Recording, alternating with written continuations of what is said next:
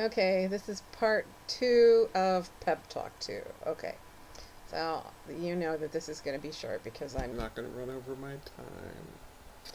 Okay, so, tell me if I'll put a list on the announcement. Would you prefer or would you be more likely to use Skype, texting, Uvu, Instant Messenger, Facebook Messenger? Yeah, I get on Facebook too. Um, if you're on Facebook and you want to connect with me, that's fine. You don't have to friend me or anything, although that's actually how I got on Facebook in the first place, was students were trying to get me into that. But just keep this in mind, is that I have that connection. Okay, even though this is an online class, that doesn't mean you don't get help from your instructor. That's one of the things that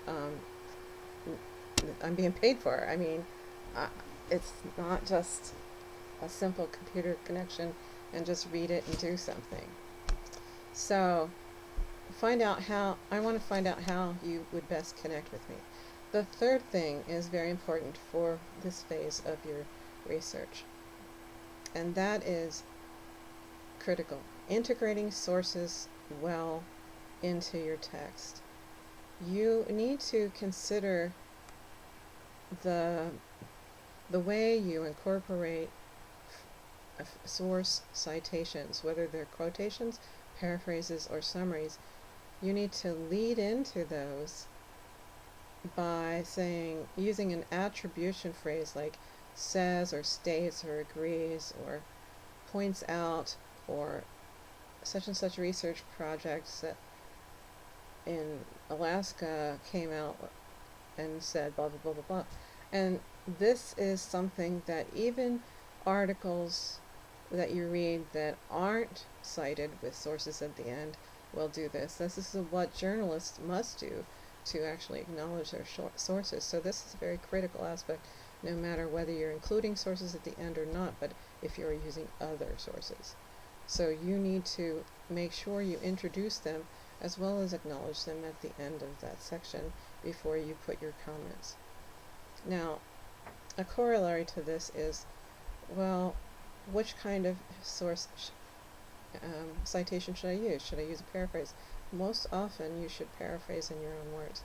If you find something very memorable or unique or something you can't express yourself, that's a good time to use a quotation.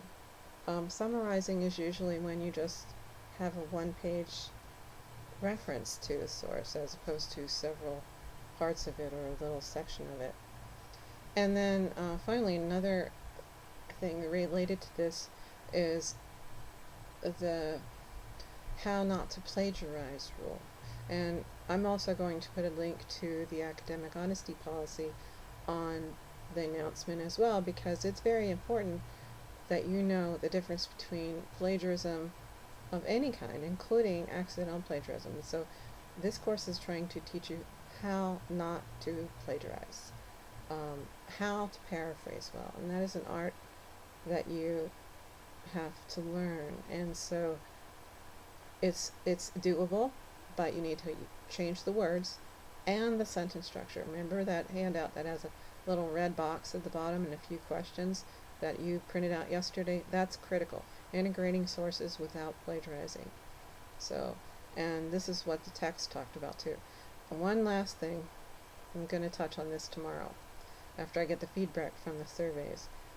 I'm going to show you how I can tell whether or not you're reading things, and sometimes it's disturbing me that I'm saying all these things in announcements or on your paper that are things that you should have understood from your reading. And so what I'm finding is then I'll go and find out that maybe some people have only read 5% of the text, and that doesn't seem to help you, because what you're doing is having me repeat the text, and then I am wasting that time that I would normally use to tell you extra things that are beyond the text, which I can really help most with.